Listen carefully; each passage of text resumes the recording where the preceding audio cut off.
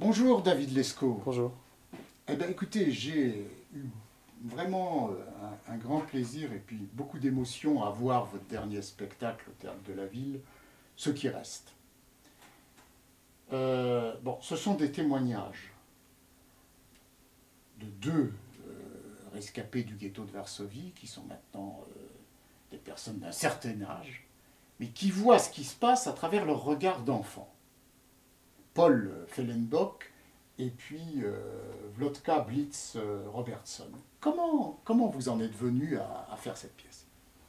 Euh, c'est d'abord la fille de Paul, Véronique, avec qui je travaille, qui m'avait parlé de son père, que je connaissais un peu, et quelque temps avant le 70e anniversaire de l'insurrection du ghetto, en avril 2013 donc, euh, on avait décidé de faire quelque chose autour de son histoire parce qu'il voulait parler à ce moment-là. Et il n'avait pas parlé précédemment. Et au moment de cet anniversaire, il s'est dit, je crois, que le moment était venu, qu'il se sentait capable de le faire et qu'il avait envie de le faire surtout. Donc, à la suite de cette demande, j'ai un peu hésité. Et puis, parce que j'avais déjà parlé de cette histoire à travers ce spectacle, la Commission centrale de l'enfance. Enfin, j'avais parlé de mon rapport en tout cas avec cette histoire. Et puis, en lisant un petit texte que Paul a écrit sur son histoire, un texte de 5 pages, il y avait des détails qui ont fait que je me suis dit que cette histoire valait vraiment la peine d'être racontée et d'être portée sur la scène de théâtre. Tout à coup, j'ai eu l'idée de la forme que ça pourrait prendre.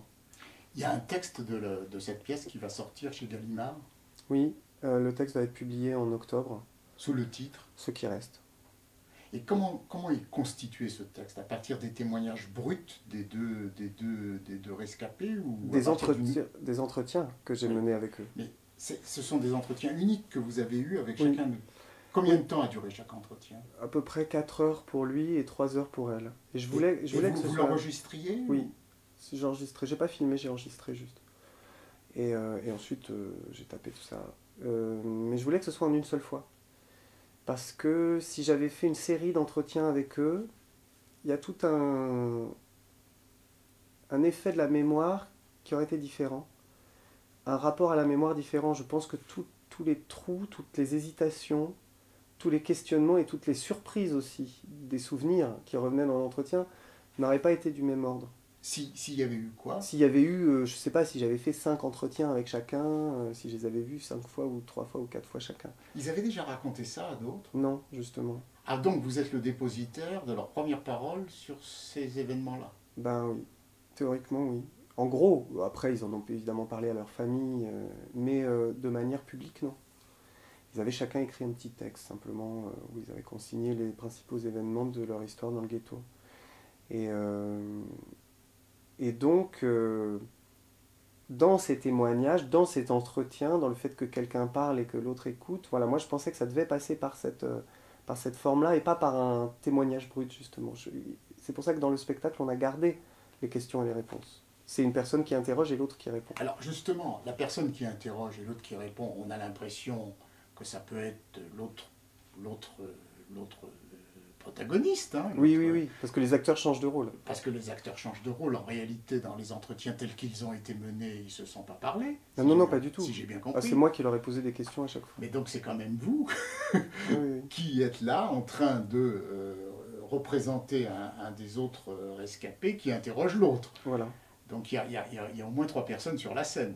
Oui, oui, oui, bien sûr. Bien Et sûr. en même temps, les acteurs sont aussi là, on sent à certains moments qu'ils sont présents en tant qu'acteurs, Hmm, qui jouent peut-être David Lescaut, qui jouent peut-être Paul, qui tout jouent à fait. peut-être Wlodzka. Oui, oui, Hein. absolument. Et en même temps, c'est quand même du théâtre. Et c'est assez bouleversant parce que eux n'ont pas d'émotion dans la narration sur scène, les personnages. Non, ils sont pas censés en avoir. En tout cas, ils ne l'expriment pas dans ce qu'ils disent. Ils disent pas, bon là, je ne peux pas continuer parce que je pleure ou là, pardon, mais je ne souhaite pas parler de ça, c'est trop dur, etc. Non, c'est vrai. Il n'y a jamais eu ça. Euh, mais ce que vous disiez, c'est important. C'est des acteurs et en même temps, il y a de la distance et en même temps, c'est des témoignages. Moi, je crois que dans le théâtre, dans la représentation, rien n'est absolument documentaire, ni rien n'est absolument fictionnel. Il y a toujours un mélange des deux. Chaque objet est en partie documentaire et en partie fictionnel. Et ça penche d'un côté ou de l'autre. Alors là, ça penche du côté documentaire plutôt, du côté témoignage, puisque ce sont des histoires très vraies. Mais il y a quand même une part de fiction, puisque les acteurs s'emparent de ces paroles et puis les incarnent, les portent. Mais l'objet théâtral est, moi, je trouve absolument passionnant. On dirait que les deux acteurs qui sont remarquables, Antoine Mathieu et Marie Desgranges, nous disent, voilà Paul, voilà Vlodka, voilà David, Oui, oui, tout à fait. débrouillez-vous. Voilà, il les montre, oui. Débrouillez-vous, nous on est mal, on est ému, on ne sait pas quoi faire de ça. Hmm. Euh, on n'est pas à Varsovie dans le ghetto, on n'est pas des enfants, on est après la guerre. David il est né après, il tourne autour de ça comme il peut. Hmm. Débrouillez-vous. Hmm. Mais nous on est émus. Eux, pas vraiment. Qu'est-ce Non, que non, vous mais, pensez de ma perception là? non, mais c'est vrai. Enfin, en tout cas, moi, je me suis aperçu que l'émotion, puisqu'il est question d'émotion, euh, elle n'est venue pour moi que lorsqu'il y a eu la représentation.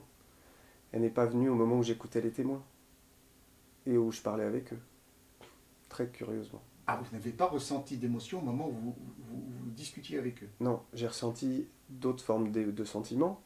J'ai ressenti de la surprise. J'étais parfois effaré, j'étais parfois horrifié, mais j'ai pas été, comment dire, gagné par l'émotion qui était la mienne lorsque j'écoutais les acteurs s'emparer de ces histoires. Ça, je n'arrive pas à m'expliquer. Vous pouvez pas essayer un petit peu? Ben, je sais pas, c'est une forme de transformation quand même.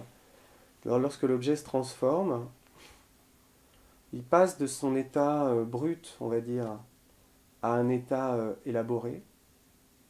Parce que lorsque les acteurs le jouent, j'appelle ça moi une forme élaborée en fait du réel, de la réalité. Euh, c'est ce que font les artistes en fait, je crois. Pas que les artistes, mais bon. Mais à partir du moment où cette forme est élaborée, elle peut à la fois être supportable, on peut se la représenter, on peut recevoir les choses, et ces choses, à partir du moment où on les reçoit en tant que spectateur, eh ben, elles produisent des émotions qui sont des émotions d'ordre artistique, je crois. Le pleur qu'on pleure lorsqu'on voit un spectacle n'est pas le pleur qu'on pleure lorsqu'on perd ses parents. C'est pas le même pleur. Ça me paraît important. Parce que vous êtes quand même très présent dans cette pièce. Enfin, c'est ce que j'ai perçu. Je vous avais interviewé en 2008 sur la Commission centrale de l'enfance, où c'est carrément de votre enfance dont il s'agit. Oui, oui, bien Dans sûr. ces colonies où il y a du collectif, on sent bien que Paul vous touche aussi par rapport à ça, Ah, parce que complètement. il vit dans une à l'UJRE après Ouais. la Mm. guerre. Il est même dans un foyer d'enfants à Lodge pendant la guerre. Mm, Donc mm.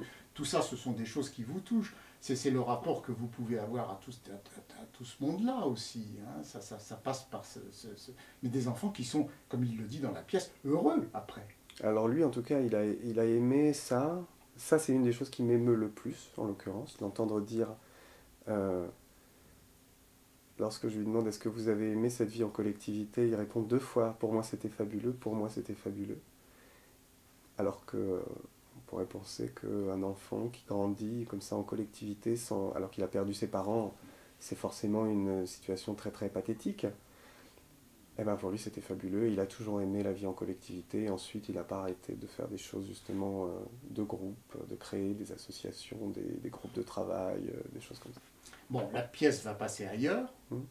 Euh, Ça m'intéresserait aussi de savoir comment eux deux, Paul et Vlodka, ont réagi au spectacle. Parce que ça, c'est vraiment une question aussi. Oui, oui, complètement. On voulait pas. On a pensé que c'était pas bien qu'ils découvrent le spectacle en même temps que tout le monde. C'était trop. C'était trop. Donc on leur a fait, au moment où on a créé le spectacle, on leur a fait une espèce de représentation rien que pour eux. Ils étaient tous les deux dans la salle. Ils regardaient comme ça. Alors j'ai une photo où ils sont serrés l'un contre l'autre et ils regardent en face Marie et Antoine, donc les acteurs qui les représentent, qui les incarnent. Ça, c'est une photo assez un peu Mais pyrandélienne. qu'est-ce que ça leur a fait? Je crois que pour Vlodka, je peux pas répondre. Et pour Paul, par contre, on en a beaucoup parlé, il m'a beaucoup écrit après. Et il m'a dit que c'était pour lui une expérience, voilà, qu'on dirait, on dirait aujourd'hui cathartique, quoi. Mais en tout cas, il a eu un beau dialogue avec son acteur, avec Antoine, en lui disant t'as porté la moitié de mon sac à dos. Merci beaucoup, David Lescaut.